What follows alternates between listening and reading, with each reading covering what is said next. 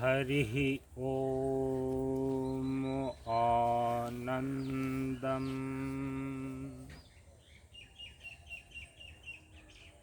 प्रशान्तिजीवन् दर्शनम् नमो नारायण नारायणम्।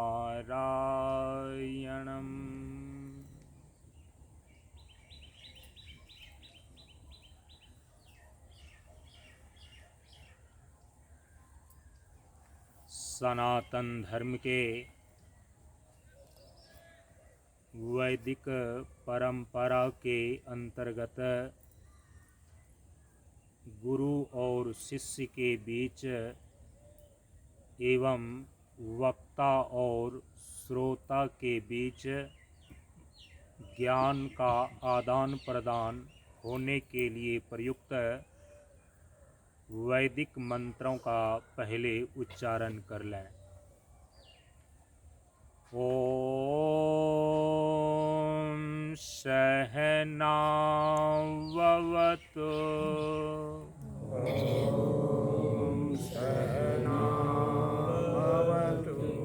सहनौ भुनक्तु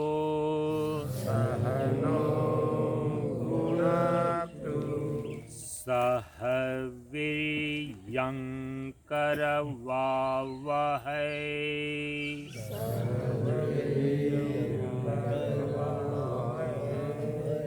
तेजस्विनावधीतमस्तु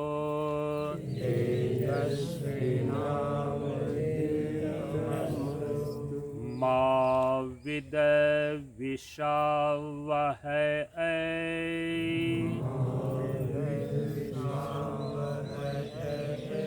ओम शांति शांति शांति।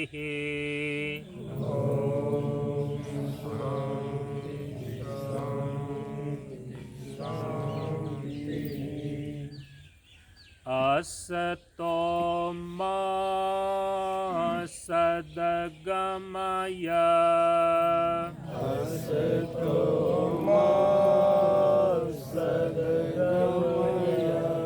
तमसो मा ज्योतिर्गमय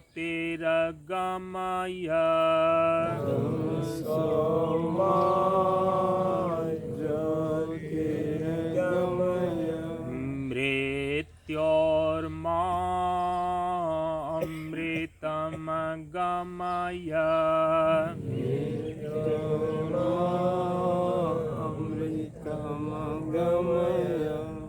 ओम शांति शांति शांति।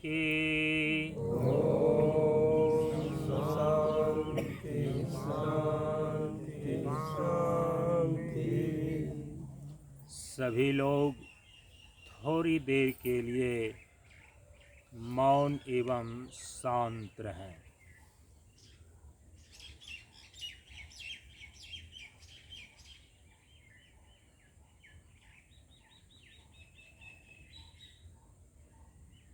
नमो नारायण। ब्रह्मानंदं परम सुखदं केवलं ज्ञानमूर्तिं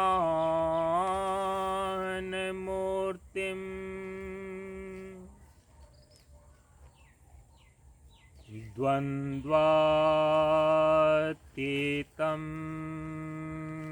गगनसदृशं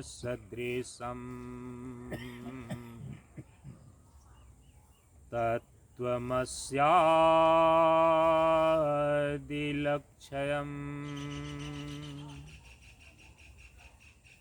एकं नित्यं विमलमचलम्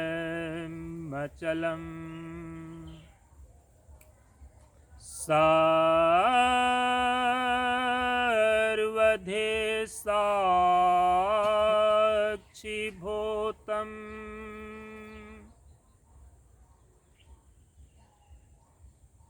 भावातीतं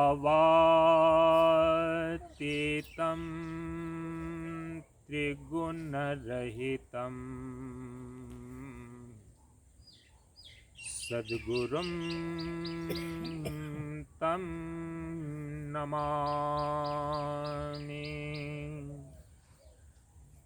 सद्गुरुं तं नमामि।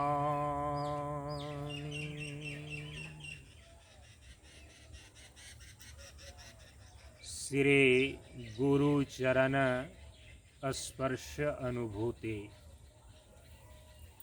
ज्ञान मार्ग सत्संग के सानिध्य में उपस्थित श्रद्धालु सत्संग प्रेमियों,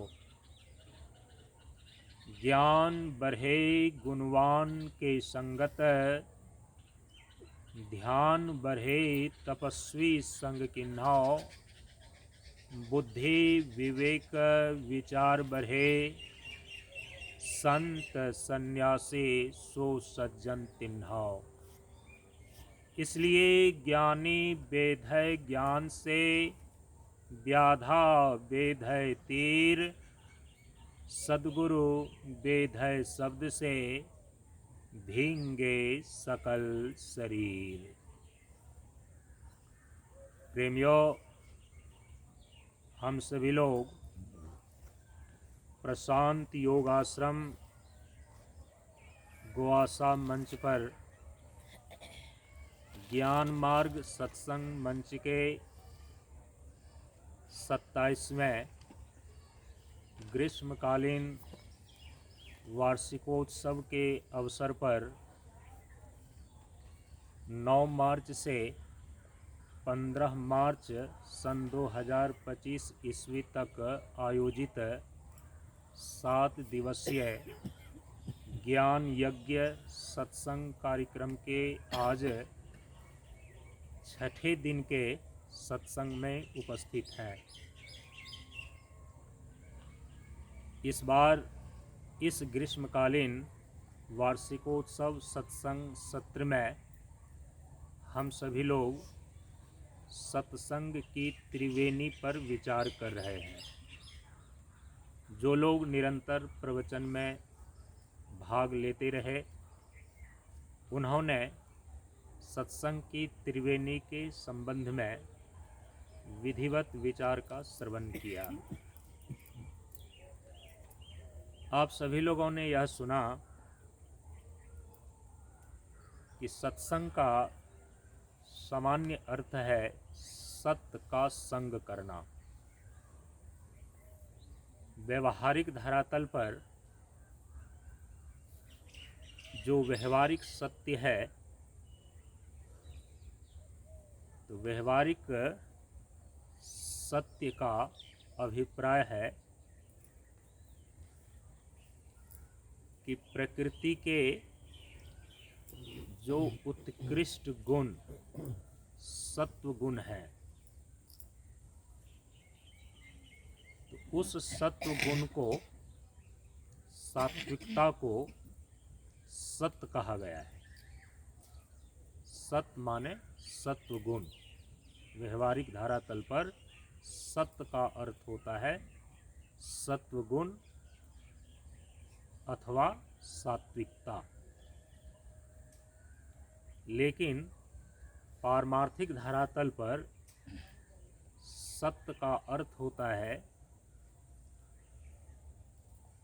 परम सत्य के रूप में, अंतिम सत्य के रूप में जिस तत्व की प्रतिष्ठा है, ब्रह्म और आत्मा, ये परमार्थ सत्य है। सत्यम ज्ञानम अनंतम ब्रह्मा। तो सत्य व्यवहारिक धरातल पर सत्वगुण और सात्विकता है, इसके साथ होना व्यवहारिक सत्संग कहलाता है।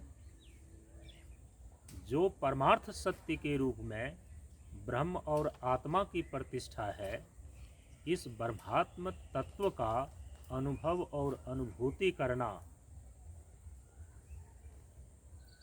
ये अभ्यांतर सत्संग कहलाता है। पारमार्थिक धरातल पर सत्संग का स्वरूप बनता है। सत्संग की त्रिवेणी के इसीलिए दो स्वरूप हो जाते हैं। व्यवहारिक धरातल पर सत्संग की त्रिवेणी और दूसरा पारमार्थिक धरातल पर सत्संग की त्रिवेणी। त्रिवेणी का सामान्य अर्थ होता है जहाँ तीन चीज़ें आकर के मिलती हैं उसको बोलते हैं त्रिवेणी। त्रि माने तीन, वेणी माने धारा। तीन धाराएं जहाँ आकर के मिलती हैं उसको बोलते हैं त्रिवेणी। तीन चीज़ों का समायोजन जब होता है तब उसकी संज्ञा हो जाती है त्रिवेणी। तो व्यवहारिक सत्य को लेकर जो व्यवहारिक धरातल पर सत्संग की त्रिवेणी बनती है, इसमें तीन चीज़ें समायोजित होती हैं। कल के सत्संग में आपने विस्तार से इसके विषय में श्रवण किया कि व्यवहारिक धरातल पर सत्संग की त्रिवेणी में जो तीन चीज़ें समायोजित होती हैं, तीन चीज़ें जो मिलती हैं, वो तीन चीज़ें हैं। पहला सेवा, दूसरा संयम और तीसरा स्वाध्याय। सेवा, संयम और स्वाध्याय ये तीन चीज़ें जिसके जीवन में समायोजित होती हैं, व्यवस्थित होती हैं, और जो इन तीन चीज़ों में अपने जीवन को स्थापित करता है तो उसी को बोलते हैं व्यवहारिक धरातल पर सत्संग की त्रिवेणी में स्नान करना। सत्संग की त्रिवेणी में जो ये तीन चीज़ें व्यवहारिक धरातल पर आकर मिलती हैं, समायोजित होती हैं, जिसमें सबसे पहला है सेवा। और इस सेवा के संबंध में परम पूज्य गुरुदेव ने अपने उपदेश में निर्देश किया कि तन सेवा साधन, जन सेवा सिद्धि। शरीर है और संसार है। शरीर के लिए तन सेवा है और संसार के लिए जन सेवा है। नर की सेवा नारायण की भावना से, मानव की सेवा माधव की भावना से करने पर तो व्यवहार की शुद्धि होती है, व्यवहार शुद्ध होता है। जब व्यवहार शुद्ध होता है ना, तो जो सत्य तत्व है उस सत्य तत्व को ग्रहण करने की आपके अंदर धीरे धीरे क्षमता आने लगती है। सेवा से हैं सद्गुण आते, जिससे जीवन सुखमय होता। जिसमें सेवा भाव नहीं तो सुख शांति चैन कहाँ होगा। तो केवल अपना और अपनों की ही सेवा नहीं, बल्कि सर्वभूत हिते रताः, पर हित सरिस धर्म नहीं भाई, पर पीरा सम नहीं अधमाई, रामचरितमानस में कहा। पुराण में तो लिखा कि 18 पुराणों का सार यही है। अष्टादश पुराणेषु व्यासस् वचनम द्वयम्, परोपकाराय पुण्याय पापाय परपीडनम। 18 पुराणों में भगवान वेदव्यास के दो ही वचन मुख्य हैं। वे दो वचन मुख्य कौन है? कहा कि परोपकाराय पुण्याय, परोपकार करना, परहित करना, जन सेवा करना, यही पुण्य है। पापाय परपीडनम, और दूसरे को दुख देना, दूसरे को पीड़ा पहुंचाना, यही पाप है। तो सेवा करना, इससे पुण्य मिलता है। परहित करना, इससे पुण्य मिलता है। लेकिन दूसरे को दुख देना, दूसरे के स्वत्व का अपहरण कर लेना, ये सबसे बड़ा पाप है। इसीलिए परम पूज्य गुरुदेव ने कहा कि तन सेवा साधन और जन सेवा सिद्धि। सेवा से आपका अंतःकरण शुद्ध होता है यदि सेवा ठीक ढंग से आप करें तो। निष्काम सेवा का बहुत बड़ा महत्व है। निष्काम सेवा किसको बोलते हैं? बोलचाल की भाषा में बोलें तो प्राइज लेस सर्विस मीन्स निष्काम सेवा। आज जो भी काम करते हैं ना, आप उसका प्राइज लेते हैं, मूल्य लेते हैं, बदले में क्या मिलेगा ये भावना रखते हैं, तो वो तो एक प्रकार का सौदा हो गया ना, वह तो एक प्रकार का तो धंधा हो गया ना। हम ये काम करते हैं, इसके बदले में मुझे ये मिलनी चाहिए, तो वो चीज़ें तो आपको मिल जाएगी। आप ड्यूटी करते हैं, आपको तनख्वाह मिलती है, सर्विस करते हैं और आपको आमदनी होती है। लेकिन जो निष्काम सेवा है वो प्राइजलेस है, वो बिना मूल्य के किए जाते हैं। और जब बिना मूल्य के, बिना किसी कीमत के सेवा करने से आपके अंदर आनंद और प्रसन्नता आने लगे, तो समझ जाना चाहिए कि निष्काम सेवा हो रही है, निष्काम सेवा की साधना हो रही है। सेवा भी कर रहे हैं और भीतर ही भीतर आप मर भी रहे हैं कि मुझे मिल क्या रहा है, तो आप फिर न चित्त शुद्ध कर पाते हैं और उसके बदले में फिर आपको जो मिलना चाहिए, जिस चीज़ को आप चाहते हैं, वो भी नहीं मिल पाता है। तो इसीलिए कल जैसा मैंने आपको बताया, आज तो दूसरी चीज़ पर हमें बोलना है, कल सारी चीज़ों पर चर्चा हो चुकी है। संत महापुरुषों की संगति, उनका संग लाभ लंबे समय तक आप तभी प्राप्त कर सकते हैं जब आपके अंदर सेवा की भावना हो, और वो सेवा की भावना भी कैसी?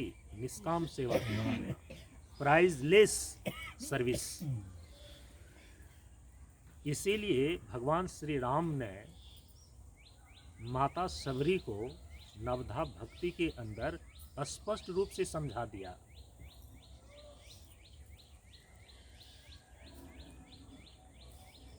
गुरु पद पंकज सेवा, तीसरी भक्ति अमान।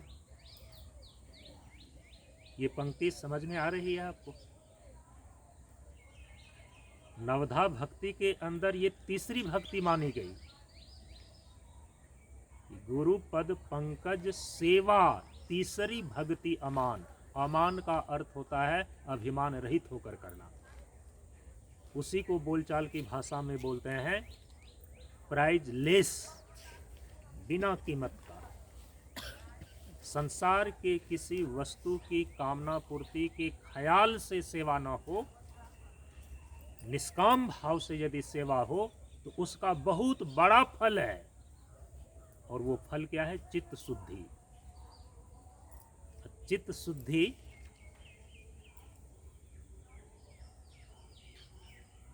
मोक्ष को प्राप्त करने के लिए जो सबसे पहली योग्यता है वो है चित्त शुद्धि, जो कि भगवान श्री राम ने लक्ष्मण जी को अरण्य कांड में उपदेश करते हुए कहा है कि धर्म ते वीरति, योग ते ज्ञाना, ज्ञान मोक्ष प्रद वेद बखाना। हमारे यहाँ पर निष्काम सेवा या कर्म की संज्ञा धर्म है। एक पुत्र का क्या धर्म है, उसका मतलब होता है कि पुत्र का क्या कर्तव्य है। एक स्त्री का क्या धर्म है, हमारे शास्त्र में उसका क्या मतलब होता है। स्त्री के धर्म का मतलब कि उस स्त्री का क्या कर्तव्य है। एक पत्नी का क्या धर्म है, तो पत्नी के धर्म का मतलब क्या होता है, पत्नी का क्या कर्तव्य है। तो हमारे यहाँ पर धर्म की कर्तव्य संज्ञा है। अपने स्वधर्म का पालन करना ही, अपने स्वकर्तव्य का पालन करना ही स्वधर्म है। तो धर्म ते वीरति। यदि आप अपने अपने स्वधर्म का सही ढंग से पालन करते हैं, अपने कर्तव्यों का सही ढंग से पालन करते हैं, इससे चित्त शुद्ध होता है। निष्काम सेवा से चित्त शुद्ध होता है। और यही चित्त शुद्धि मुक्ति प्राप्त करने की जो 4 सोपान हैं, 4 योग्यताएं हैं, उसमें सबसे पहली योग्यता आती है चित्त शुद्धि। बहुत बड़ी उपलब्धि है। तीसरी भक्ति अमान, अभिमान रहित होकर के जब निष्काम भाव से आप गुरुपद पंकज सेवा, संत महापुरुष और उनमें भी श्री गुरुचरण की जब आप सेवा करते हैं तो धीरे धीरे आपके अंदर जो काम ग्रंथि है, हृदय की जो ग्रंथि है वो विसर्जित होने लगती है, हृदय शुद्ध होने लगता है और उसी शुद्ध हृदय में हरि व्यापक सर्वत्र समाना प्रेम ते प्रगट हो ही मैं जाना। आपके उसी अंतःकरण में प्रभु का प्रगटीकरण होता है। निष्काम सेवा का बहुत बड़ा महत्व है, इसीलिए तन सेवा साधन जन सेवा सिद्धि कहा। दूसरी चीज है संयम। संयम को ही दूसरे शब्द में क्या बोलते हैं? सदाचार। 5 ज्ञानेंद्रियां हैं, 5 कर्मेंद्रियां हैं और 5 विषय हैं। पांचों विषयों को ग्रहण करने वाली इंद्रियां ज्ञानेंद्रियां कहलाती है। पांचों विषयों का ज्ञान प्राप्त करने वाली जो इंद्रियां शरीर में है वो ज्ञानेंद्रिय कहलाती हैं। रूप का ज्ञान नेत्र से, गंध का ज्ञान नासिका से, रस का ज्ञान जिह्वा से, स्पर्श का ज्ञान त्वचा से, त्वक इंद्रिय से, और शब्द का ज्ञान श्रोत्र इंद्रिय से होता है। तो विषय के बीच में तो आपका जीवन है ही, उसमें सात्विक विषयों का सेवन जब आप करते हैं तो यही संयम कहलाता है। 5 महापापों से जब आप अपने जीवन को बचा करके रखते हैं यही संयम कहलाता है। 5 महापाप कौन कौन है? व्यभिचार, चोरी, नशा, हिंसा और झूठ। इसी को योग दर्शन में कहा गया है 5 नियम, नहीं 5 यम। सत्य, अहिंसा, अस्तेय, ब्रह्मचर्य और अपरिग्रह। इसी 5 को संयम कहा गया है। इसी 5 व्रत को इस पंचशील भी कहा गया है। तो संयम बोले या सदाचार बोले, कल इस पर चर्चा हो चुकी है। परम पूज्य गुरुदेव ने इस संयम के संबंध में 5वें खंड के अंदर पहले उपदेश में ही निर्देश किया है कि संयम और नियम अध्यात्म के 2 विशिष्ट अंग हैं, अनुशासन और शिष्टाचार एकाग्रता के। संयम और नियम यही अध्यात्म जगत में प्रवेश करने का आइडेंटिटी कार्ड है। योग साम्राज्य में जिस योग की क्रिया के द्वारा, जिस योग विज्ञान के द्वारा हम अपने अंतर जगत में प्रवेश करते हैं,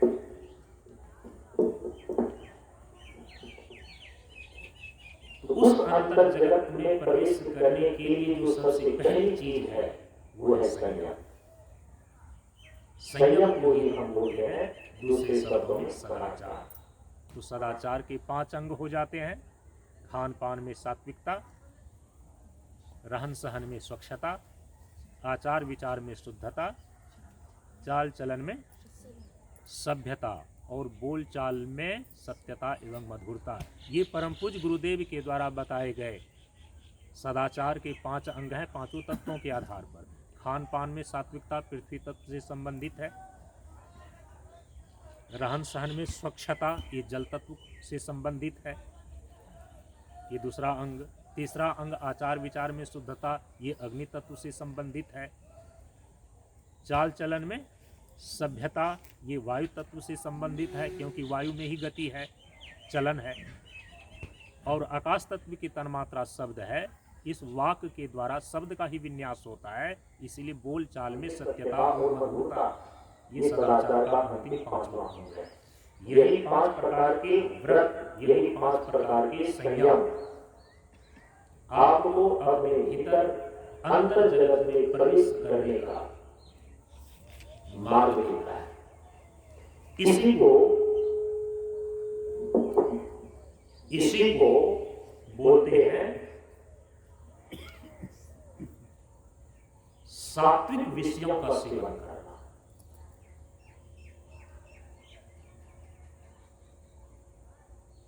ज्ञानेंद्रियों के द्वारा पांचों विषयों का ग्रहण होता है, वह सात्विक रूप से हो तो संयम कहलाता है। पांचों कर्मेंद्रियों के द्वारा पांचों विषयों का त्याग होता है,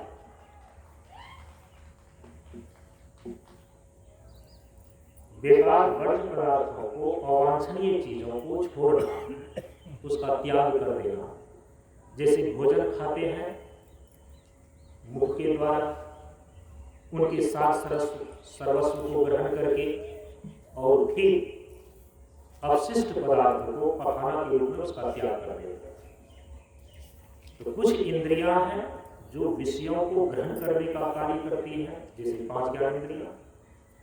हमारे शरीर में कुछ ऐसी इंद्रियां हैं जो पांचों विषयों के बेकार और वर्ज्य चीजों का त्याग करती है, और वो कहलाती है मुख्य रूप से कर्मेंद्रिय का द्वार।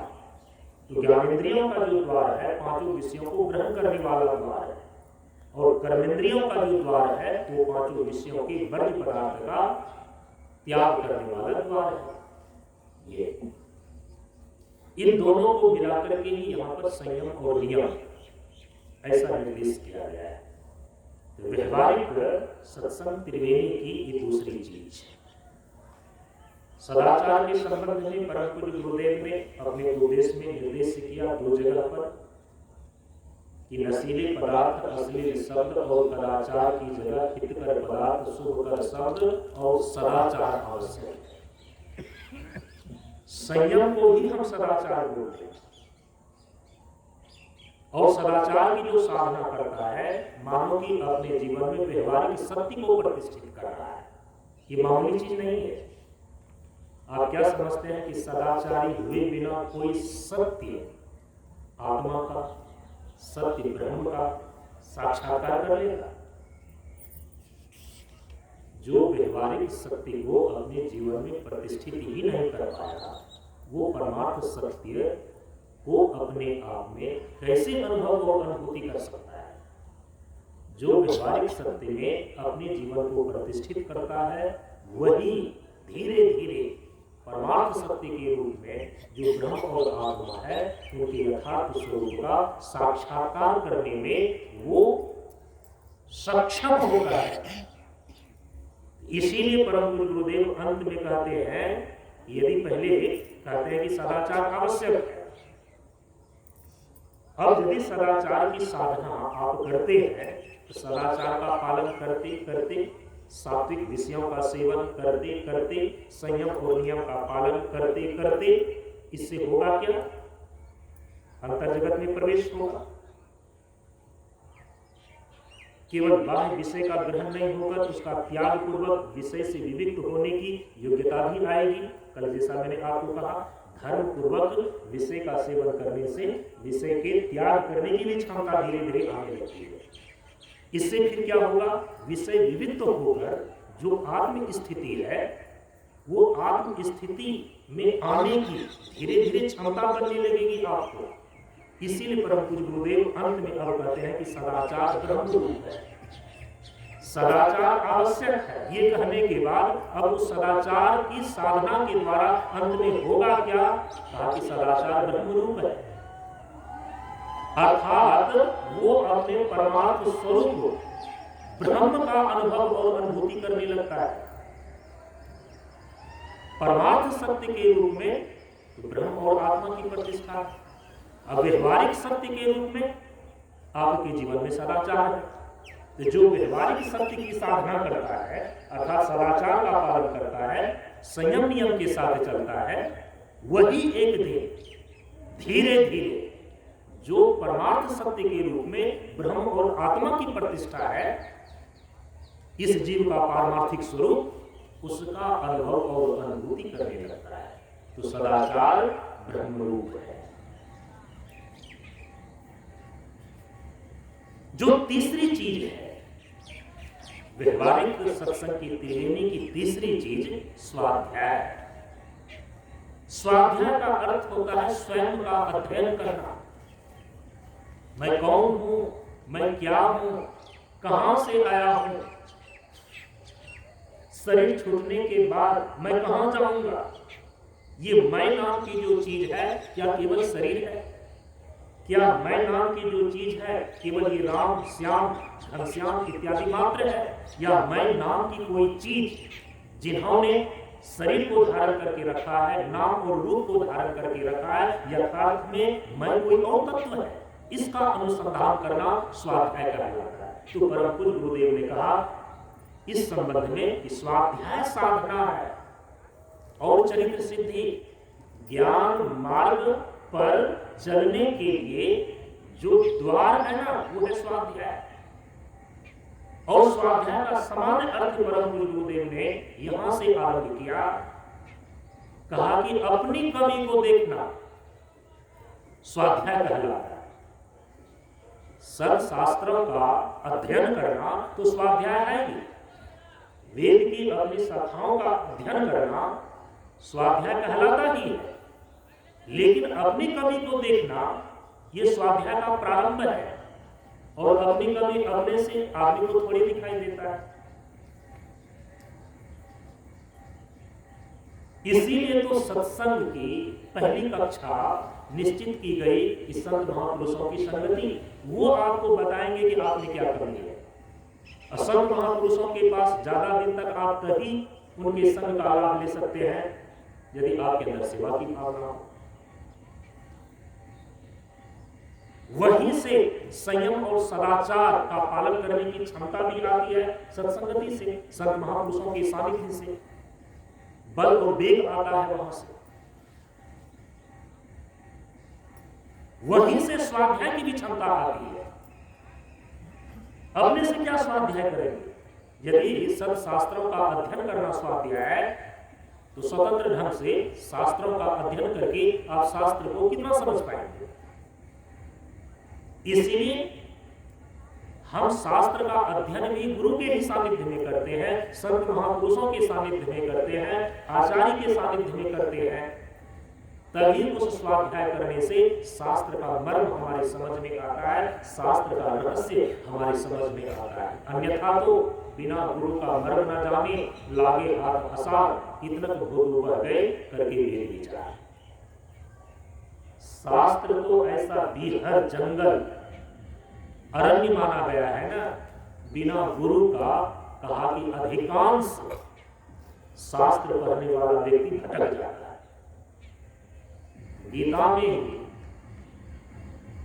श्रुति विप्रतिपन्ना, अर्जुन कह रहा है कि कई प्रकार शास्त्रीय चीजों को सुनने से जो बुद्धि में भी प्रतिपत्ति हो गई है, बुद्धि में कई प्रकार की बातें जो है, ये करूं कि वो करूं, ये सच है कि वो सच है, आखिर एक निर्णित परिनिश्चित विचार तक पहुंचाने वाला कोई तो होना चाहिए ना।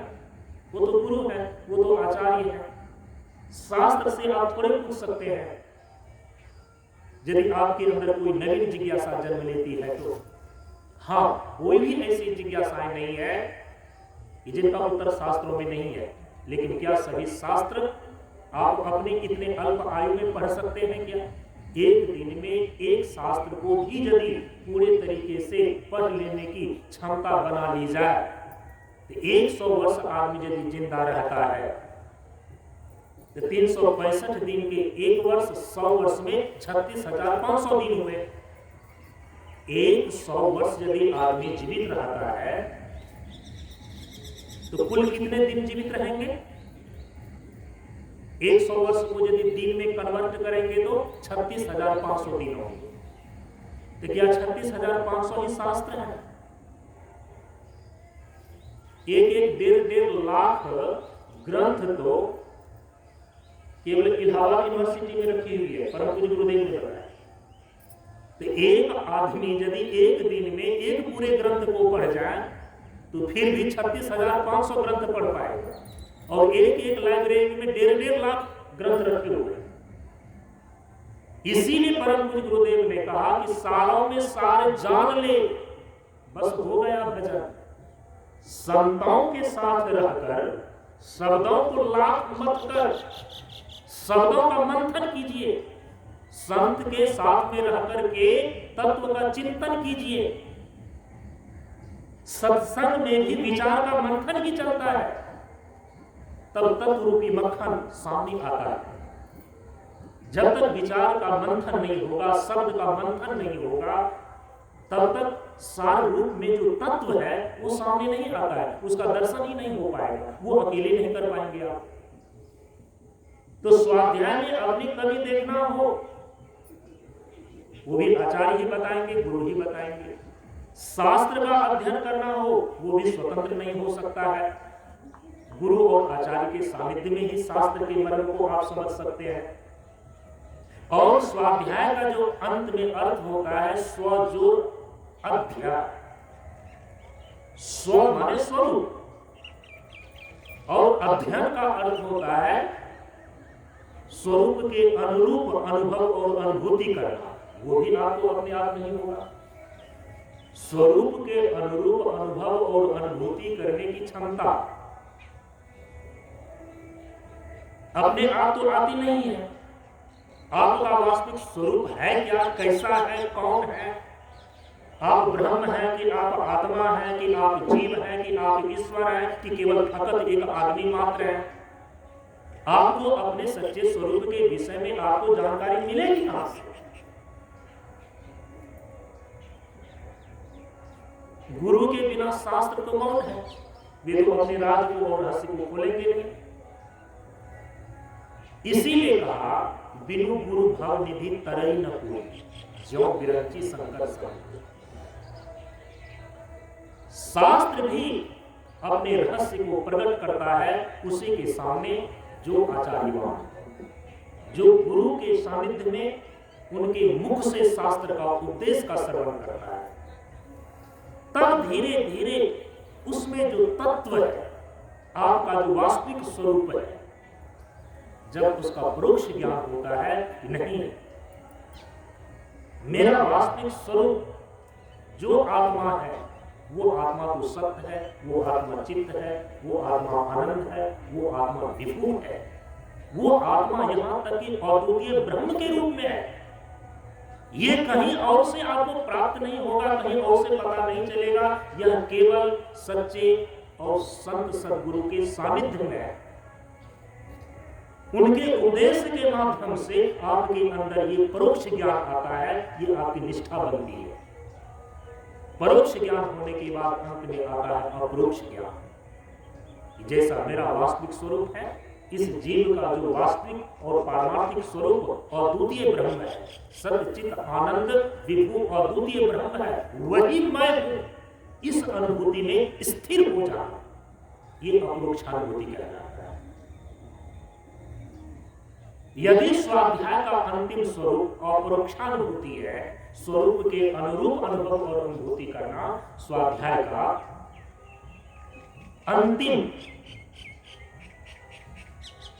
अर्थ है, ये भी घटित होता है गुरु के हिसाब से।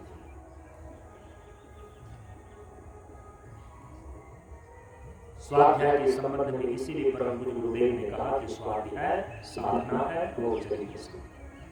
ज्ञान को प्राप्त करने के लिए परम पूज्य गुरुदेव ने 5 साधन को निर्धारित किया है। कई बार इस मंच से बताया गया है और आप सभी लोग श्रवण करते रहते हैं। ज्ञान को प्राप्त करने के 5 साधन में एक साधन है स्वाध्याय। पहला साधन क्या है? सत्संग। दूसरा साधन क्या है? स्वाध्याय। तीसरा साधन क्या है? शास्त्र का अध्ययन। चौथा साधन क्या है? शास्त्रार्थ। और 5वां साधन है देशाटन।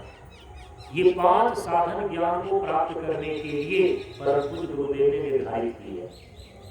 तो स्वाध्याय ज्ञान को प्राप्ति करने की, ज्ञान को प्राप्त करने की साधना का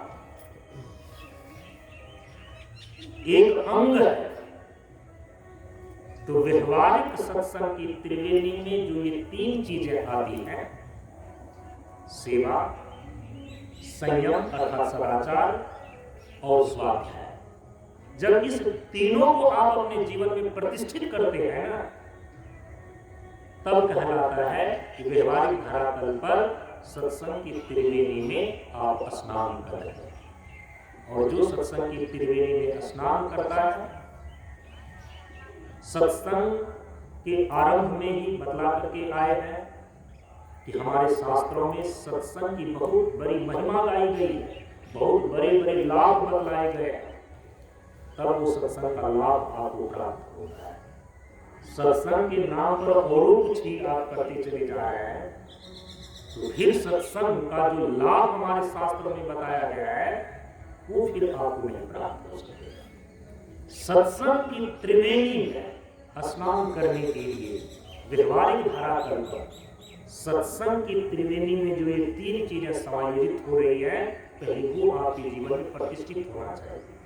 पहली चीज सेवा, दूसरी चीज संयम अर्थात सदाचार, और तीसरी चीज स्वाध्याय। इसके बाद पारमार्थिक धरातल पर जो सत्संग की त्रिवेणी में तीन चीजें आती हैं, तीन चीजें समायोजित होती हैं, वे तीन चीजें कौन कौन हैं? कर्मम ज्ञानम भक्तिश्च। जीवन रूपी त्रिभुज की ये तीन भुजाएं परम पूज्य गुरुदेव ने बतलाई है कि कर्म, ज्ञान और भक्ति, यही जीवन रूपी त्रिभुज की तीन भुजा है। एक भुजा भी यदि आपकी गड़बड़ हो गई ना, छोटी पड़ गई ना, फिर जीवन रूपी त्रिभुज पूरी ही नहीं होगी। तीनों भुजाएं मिलकर के तब त्रिभुज बनती है। इसीलिए दार्शनिक धरातल पर सत्संग की त्रिवेणी में जो तीन चीजें आकर के मिलती हैं, जो तीन चीजें समायोजित होती हैं, तो भगवान श्री कृष्ण ने श्रीमद् भागवत महापुराण में उद्धव जी को उपदेश करते हुए स्पष्ट किया। योग स्त्रियो मया प्रोक्ता निर्नाम श्रेयो विदित्सया कर्मम ज्ञानम भक्तिश्च न अन उपायो अस्ति कुत्रचित्। हम सभी लोग भजन में सत्संग की महिमा को लेकर के जो भजन गाते हैं, उसमें भी सत्संग की त्रिवेणी को ही बतलाया गया है और आपका ध्यान उसमें जाना चाहिए।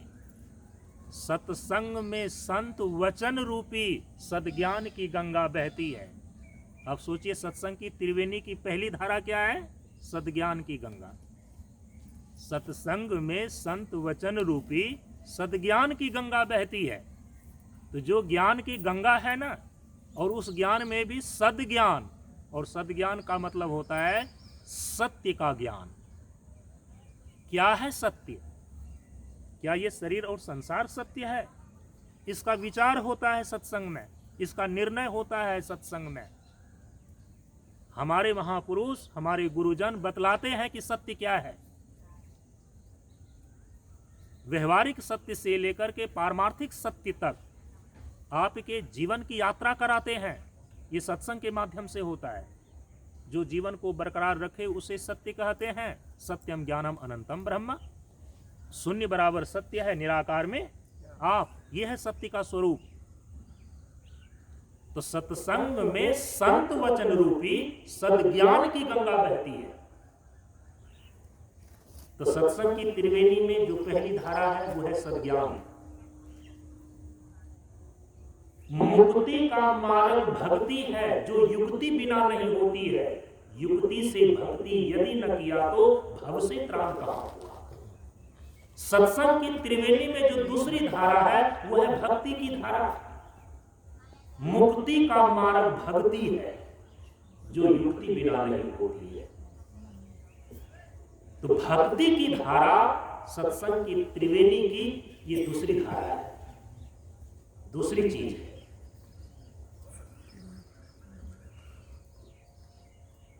सत्संग की त्रिवेणी की जो तीसरी धारा है वो है सत्संग की गंगा बहती है गुरुदेव तुम्हारे चरणों में।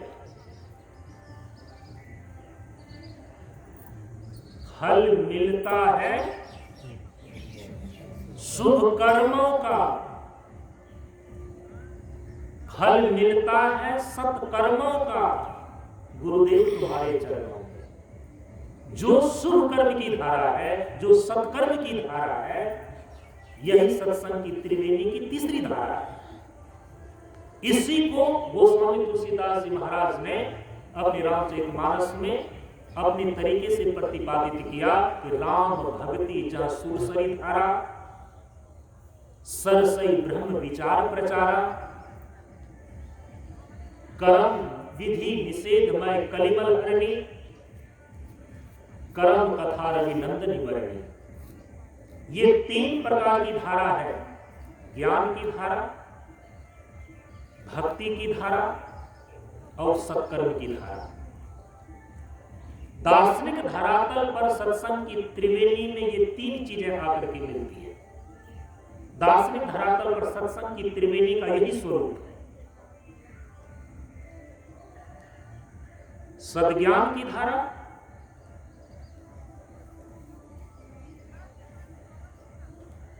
माने सद्विचार की धारा, क्योंकि सद्विचार से ही सद्ज्ञान होते हैं। सत्य का यदि आप विचार नहीं करेंगे तो फिर सत्य का ज्ञान होगा कहां से? तो सद्विचार अर्थात सद्ज्ञान, सद्ज्ञान के लिए सद्विचार चाहिए। ये सत्संग की पहली धारा। सत्संग की जो दूसरी धारा है वो है सद्भावना, सद्भावना, सत्य भावना। एक है दुर्भाव, दुर्भावना, बुरी भावना। एक है सत्य का भावना करना, सत्य का ध्यान और धारणा करना। पहले तो अपने व्यवहारिक जीवन में सद्भाव लाए। सर्वे भवन्तु सुखिनः, सर्वे सन्तु निरामयाः, सर्वे भद्राणि पश्यन्तु मा कश्चित् दुःखभाग् भवेत्। मंगलम भगवान विष्णु, मंगलम गरुड़ध्वजः, मंगलम पुंडरीकाक्षं, मंगलाय तनोहरि। हे पूर्ण परमात्मा, हम सब तेरी आत्मा, विश्व बने धर्मात्मा, पापों का हो खात्मा। ये मंगल भावना तो पहले करें। यदि इस प्रकार से सद्भाव आप अपने भीतर रखते हैं, सभी सुखी हों, शांत सौम्य हो लोग सभी, निज सुकर्म में निरत रहे नित, दुख का हो लवलेश नहीं। ये है सद्भाव। सर्वे भवन्तु सुखिनः।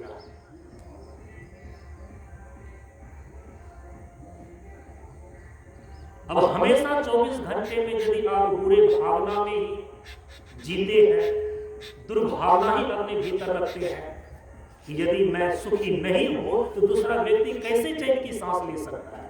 सोचिए कितनी दुष्ट भावना। अरे भाई, तुमको अपने कर्मों के अनुसार से तुमको दुख मिल रहा है, दूसरे व्यक्ति को उनके अपने कर्मों के अनुसार से हो सकता है कि सुख का पल आया है। अपना स्वाध्याय करो ना। और यदि आप दुर्भावना में जीते हैं तो उस दुर्भावना में आकर के दुर्व्यवहार करते हैं, तब दूसरा व्यक्ति प्रभावित होता है और उसको हानि पहुंचती है। लेकिन पहली दफे दुर्भावना उत्पन्न जिसके अंदर होता है, पहली हानि तो उसी को होती है। उनका हृदय धड़कता हुआ, उनका हृदय जलता हुआ होता है, जो अपने भीतर दुर्भावना रखता है, जो दूसरे के सुख को देख करके अपने भीतर जलते रहता है। ये जलन पैदा कहां हुआ? जिन्होंने अपने पहले हृदय में दुर्भावना लाया, अब उस दुर्भावना से ग्रसित होकर के दूसरे को कई बार अपने व्यवहार के द्वारा हानि पहुंचाते हैं। दूसरे को हानि बाद में पहुंचती है, लेकिन पहली हानि स्वयं को पहुंचती है। जिस दिन ये बातें आपको समझ में आ जाएगी ना, उस समय दुर्भावना की जगह सद्भावना करना शुरू कर देंगे। चलो सभी सुखी रहें अपने सुख से, मुझे दुख पाने दो स्वतंत्र। मन की परवस्था महादुख है, यही जपूंगा मैं महामंत्र। ये है सद्भाव,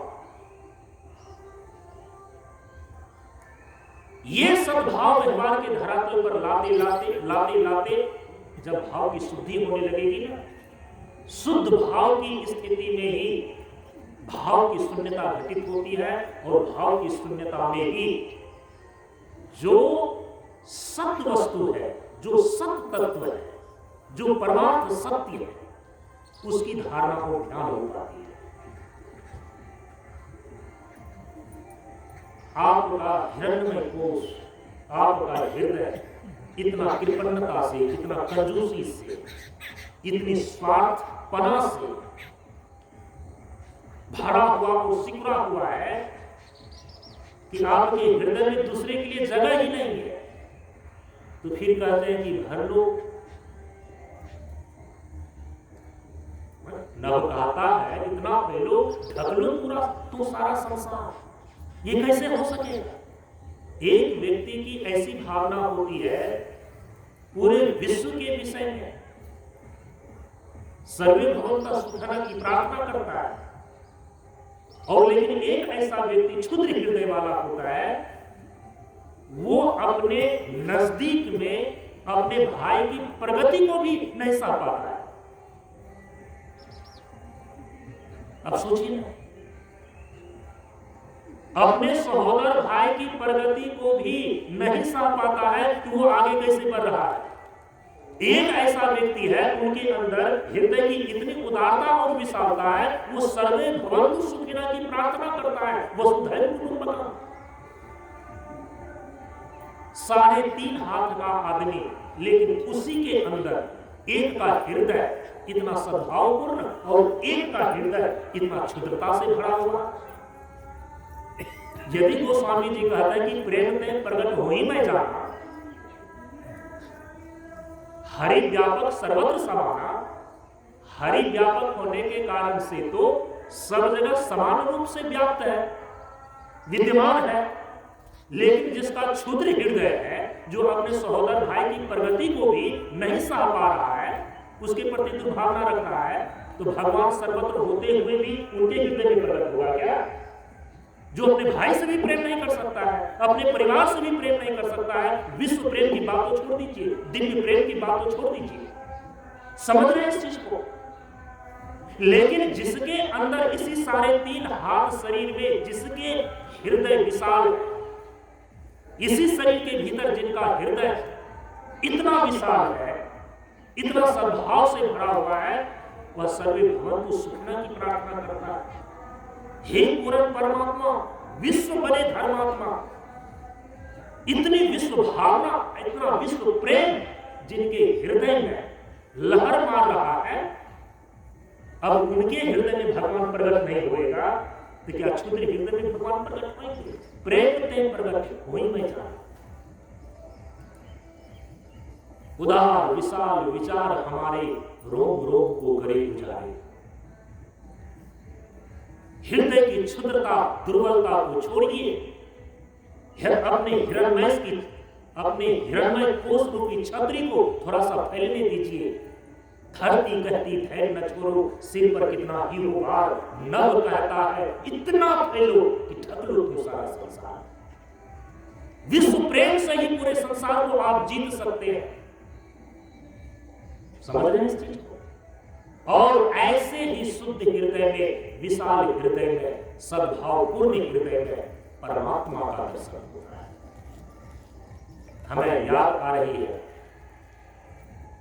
भगवान रामकृष्ण की वचनामृत में लिखा हुआ है, जिस भक्त का हृदय शुद्ध है, वो शुद्ध हृदय ही परमात्मा का बैठक खाना है। जहां बाबू लोग प्राय उठते बैठते हैं, आराम फरमाते हैं, उसको बैठक खाना बोलते हैं। तो परमात्मा का बैठक खाना है कौन? परमात्मा का बैठक खाना है क्या? रामकृष्ण परमहंस बोलते हैं कि एक भक्त का जो शुद्ध हृदय है, जो सद्भावपूर्ण है, वही सत्स्वरूप परमात्मा का बैठक खाना है। परमात्मा उसी में बैठते हैं, उसी में विराजते हैं, उसी में दर्शन देते हैं। तो सद्भावना ये सत्संग की दूसरी धारा है। इसी सद्भावना का नाम है भक्ति। और भक्ति के क्षेत्र को जितना आप बड़ा करते चले जाइए, बड़ा करते चले जाइए, मातृदेवो भव, पितृदेवो भव, आचार्य देवो भव, यहां से भक्ति शुरू होती है।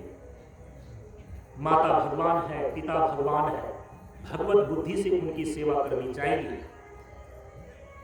यहां से मातृ भक्ति, पितृ भक्ति और गुरु भक्ति आरंभ होती है। भक्ति का आरंभ यहीं से होता है। इसके बाद भक्ति का क्षेत्र बढ़ते बढ़ते बढ़ते परमात्मा की भक्ति, ईश्वर की भक्ति तक पहुंच जाती है। जैसे कि सद्भावना आप पहले अपने परिवार से शुरू करते हैं, फिर पूरे विश्व के प्रति आपका सद्भाव होने लगता है, वैसे ही भक्ति परिवार से ही शुरू होती है, फिर परमात्मा तक पहुंच जाती है। जिसने आरंभ ही नहीं किया वो पूर्णता तक कैसे जाएगा? भाव का सदुपयोग, अपने अंदर भावना का संबंध उत्कृष्ट रूप में बना करके रखना ही तो भक्ति है। माता के प्रति है तो मातृभक्ति, पिता के प्रति है तो पितृभक्ति, राष्ट्र के प्रति है तो राष्ट्र भक्ति, गुरु के प्रति है तो गुरु भक्ति, ईश्वर के प्रति है तो ईश्वर की भक्ति, परमात्मा के प्रति है तो परमात्मा की भक्ति। भक्ति है क्या? भावना का संबंध उत्कृष्ट रूप में जोड़ करके रखना भक्ति कहलाती है। तो सद्भावना से भक्ति आरंभ होती है और जो सत्य तत्व है आपकी भावना उसी में स्थित हो जाए, आपकी भावना में सत्य तत्व के अलावा और अन्य किसी भी तत्व का दर्शन ही ना हो, तो वही तो परमात्मा की भक्ति है। तो ये सद्भावना, सत्य तत्व की भावना, व्यवहार में सद्भावना, अच्छी भावना रखें दूसरे के प्रति। इसी साधना से फिर जो सत्य तत्व है आपके हृदय में प्रकट होएगा, जब उन्हीं तत्व का दर्शन करने में ही उसके अलावे और कुछ भी आपको दिखाई नहीं देता, आपके भाव में केवल वही ओतप्रोत है। हम इसी को अनन्य भक्ति बोलते हैं। भगवान श्री कृष्ण कहते हैं कि जिसकी अनन्य भक्ति मेरे प्रति है, योग क्षेमम महाम्यहम्, ये भगवान की प्रतिज्ञा है। कभी आपने श्रीमद् भगवद गीता में इस श्लोक पर ध्यान दिया है, सुना है आपने? भगवान की क्या प्रतिज्ञा है? मद भक्ता अनन्य चेतसा, मेरे भक्त जो अनन्यता पूर्वक मेरे से ही जुड़ा हुआ है, मेरे में ही ओतप्रोत है, मेरे अलावा वो कहीं अन्य जगह अपने आश्रय को ढूंढता फिरता नहीं है, जो मेरा अनन्य भक्त है, मद भक्ता अनन्य चेतसा, योग क्षेमम वहाम्यहम्, उनके योग क्षेम का वहन मैं करता हूं, ये भगवान की प्रतिज्ञा है। भगवान कह रहे हैं कि उनके जीवन की रक्षा सर्व प्रकार से, क्या उनके जीवन में आना चाहिए, क्या उनके जीवन में जाना चाहिए। यदि भगवान के हाथों में आपने अपने आप को सौंप दिया है ना, एक तो पहले व्यक्ति संसार की कठपुतली बनकर के जीवन जीना, ये उनको आसान लगता है, लेकिन भगवान के हाथों में अपने जीवन को सौंपना उनको बड़ा कठिन लगता है।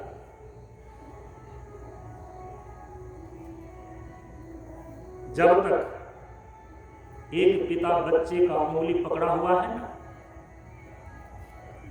पिता का उंगली पकड़ करके एक बच्चा जब तक जा रहा है, तो बच्चे की उंगली पिता ने जब तक नहीं पकड़ा है, पिता की उंगली को बच्चा ने पकड़ा है और पकड़ करके जा रहा है, तो वो छूट भी सकता है। बच्चे जो पकड़ करके रखा है पिता की उंगली, कमजोर पड़ने पर पिता की उंगली छूट भी सकता है। लेकिन यदि एक बार पिता अपने बच्चे की उंगली को पकड़ ले, तो फिर छूटने का भय नहीं रहता। आप पहले परमात्मा को पकड़ने की कोशिश कीजिए, परमात्मा के शरण में जाइए, श्रद्धा से, विश्वास से, भक्ति से। अर्चना से, पूजा से, वंदना से, स्तुति से, जो 9 प्रकार की भक्ति भगवान से हम भाव के द्वारा भगवान से जो जुड़ने का ये नवधा भक्ति में 9 प्रकार की विधियां बतलाई गई है, उसके द्वारा आप जुड़िए। और अंतिम में क्या है? आत्मनिवेदनम अर्थात पूर्ण समर्पण, वो अंतिम फल है। आत्मनिवेदनम पूर्ण समर्पण होने का सीधा अर्थ है कि अब भक्त ने भगवान को नहीं पकड़ा है, भगवान ने स्वीकार करके भक्त को ही पकड़ लिया। यदि एक बार भगवान भक्त को पकड़ लेना, फिर संसार में भटकने और छूटने का भय ही नहीं रहा। संसार में भटकने का भय ही नहीं रहा। उसके लिए पहले अनन्य भक्ति चाहिए। भगवान कहते हैं योग क्षेम भाग्यम, फिर तो उनके सारे जीवन के योग क्षेम का वहन मैं ही करता हूं। क्या आपके जीवन के लिए उचित है वो भगवान देंगे आपको, और जो आपके जीवन के लिए उचित नहीं है, आप कुछ भी कर ले, भगवान वो आपको नहीं देंगे। इसीलिए कई बार ऐसा होता है कि भगवान के करीब रहने वाला, समर्पित रहने वाला, अपने जीवन के संसार की काम्य वस्तु को पूरा नहीं कर पाता, उसको मिलता ही नहीं।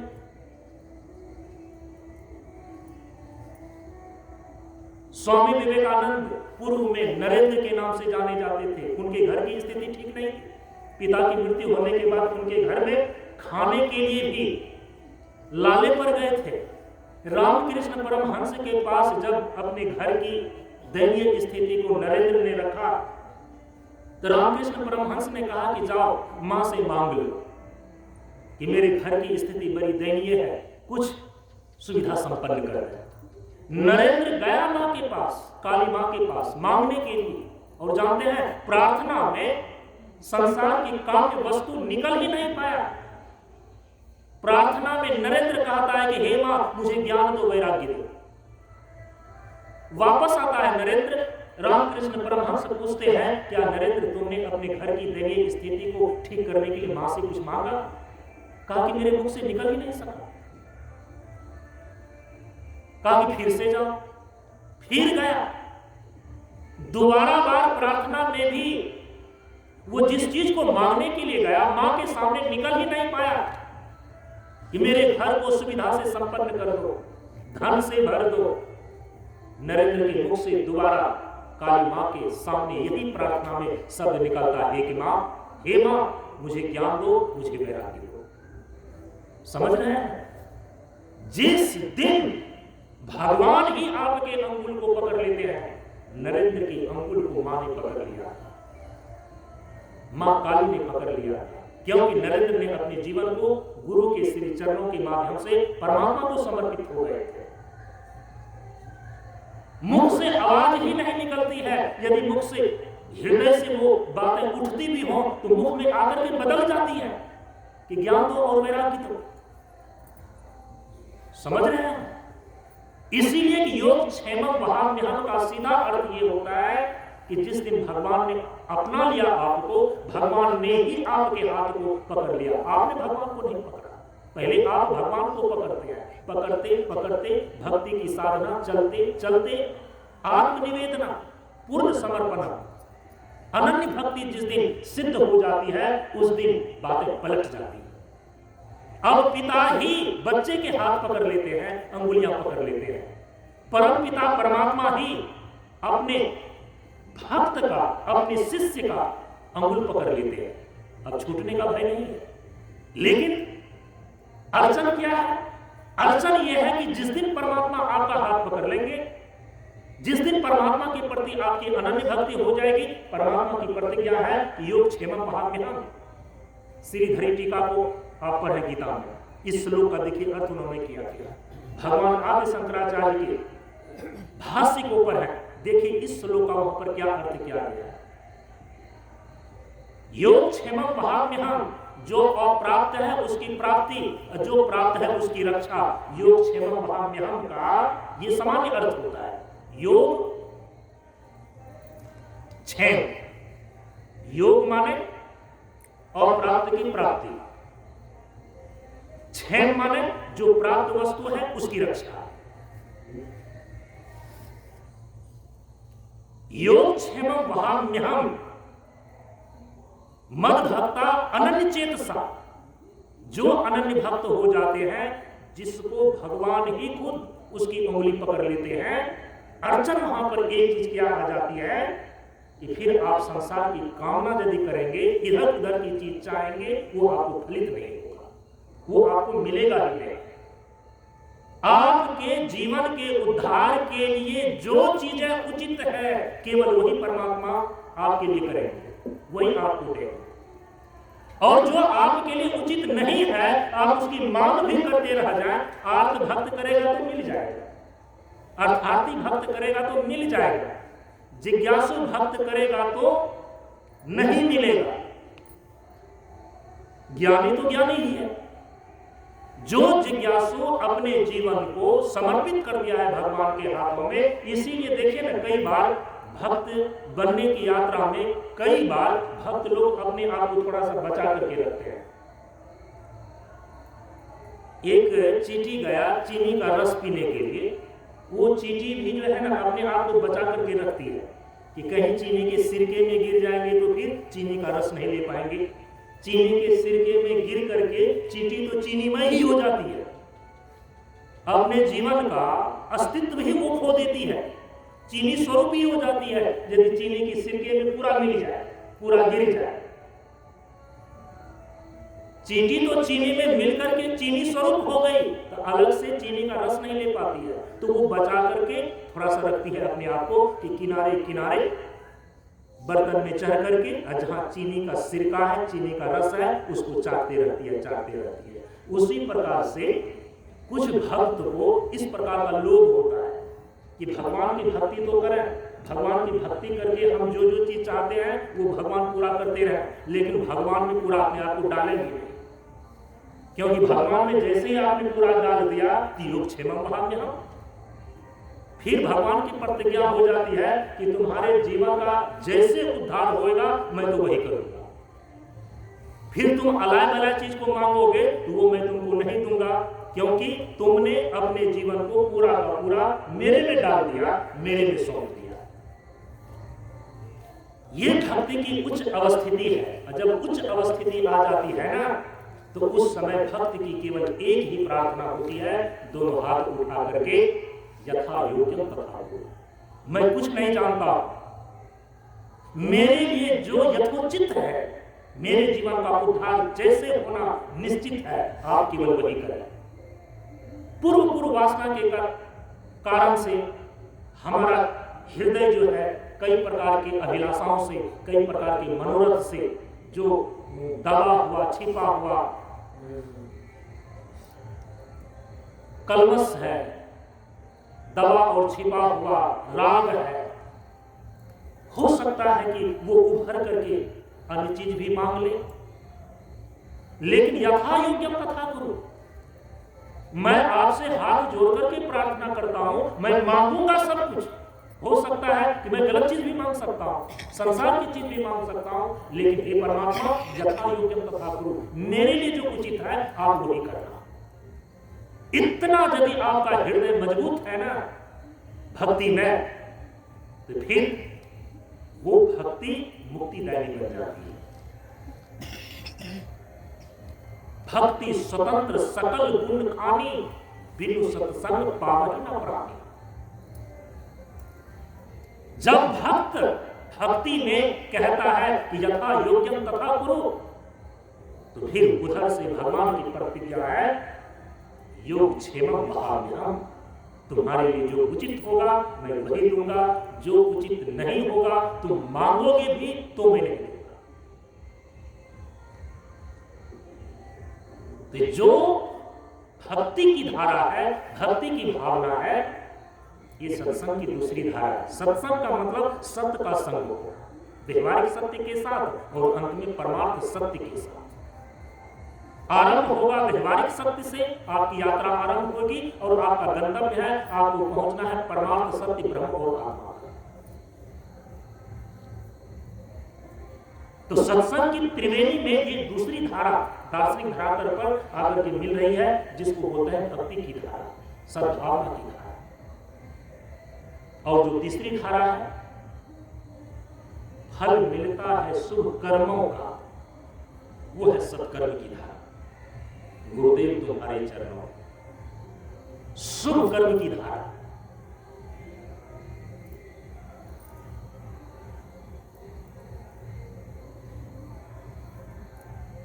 जब कर्म का उपयोग करके हम कर्म के बंधन से छूट जाते हैं,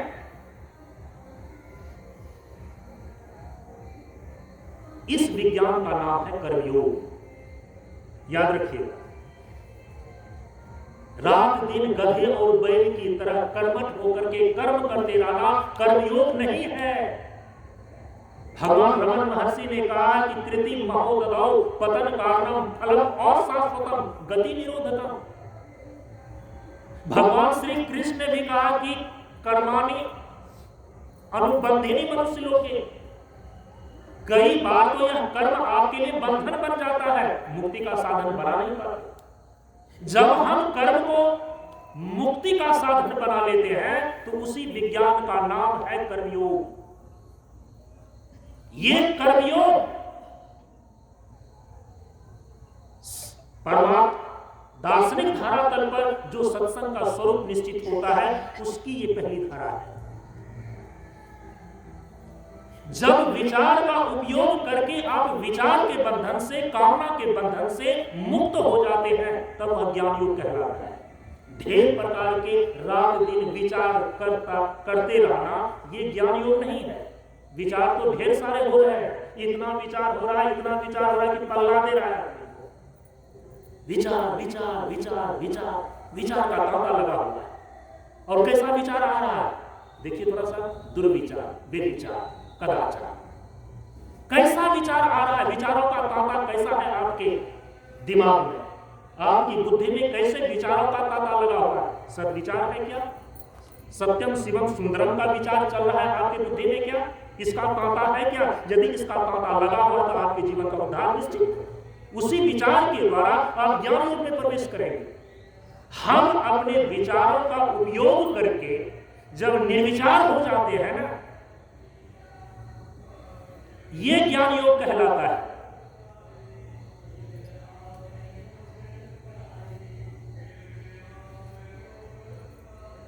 केवल बुद्धि के द्वारा विचार करते रहना, विचार करते रहना, विचार तो हो ही रहा है, आदमी तनाव में आ गया है विचार करते हुए।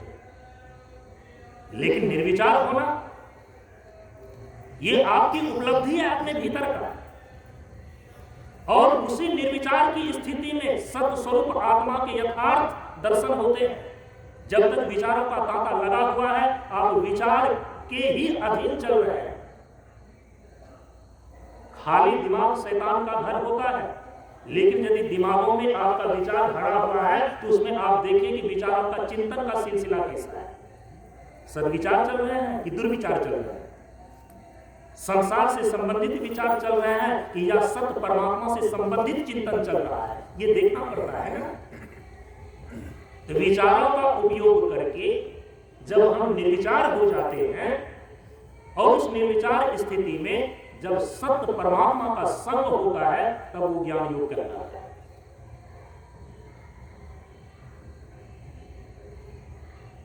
जब हम अपनी भावना का उपयोग करके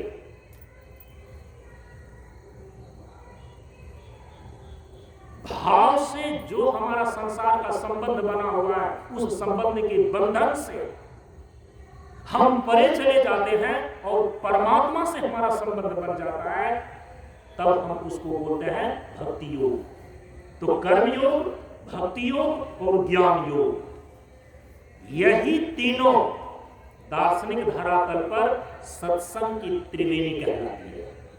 और इसके संबंध में परम पूज्य गुरुदेव ने कर्मयोग को लेकर के जो निर्देश दिए हैं, ज्ञान योग को लेकर जो निर्देश दिए हैं, भक्ति योग को लेकर के जो कुछ निर्देश दिए हैं, मैंने आप सभी लोगों के ध्यान में दिया था। और चूंकि आज समय पूरा हो रहा है, कल के सत्संग में, चूंकि पूर्णाहुति का कल सत्संग होगा, इस त्रिविध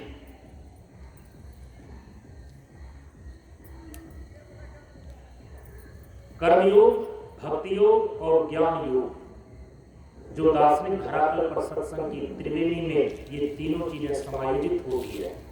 और इस तीनों को लेकर के कि कर्मयोग में हम कर्म का उपयोग कैसे करते हैं जो मुक्ति का साधन बन जाता है, ज्ञान योग में हम विचार का कैसे उपयोग करते हैं जो वह विचार मुक्ति का साधन बन जाता है, और भक्ति योग में अपनी भावना का कैसे उपयोग करते हैं जो वह मुक्ति का साधन बन जाता है। इस पर हम परम पूज्य गुरुदेव के उपदेश और निर्देश के अनुसार से कल विचार करेंगे। आज अपनी वाणी को यहीं पर विराम देते हैं।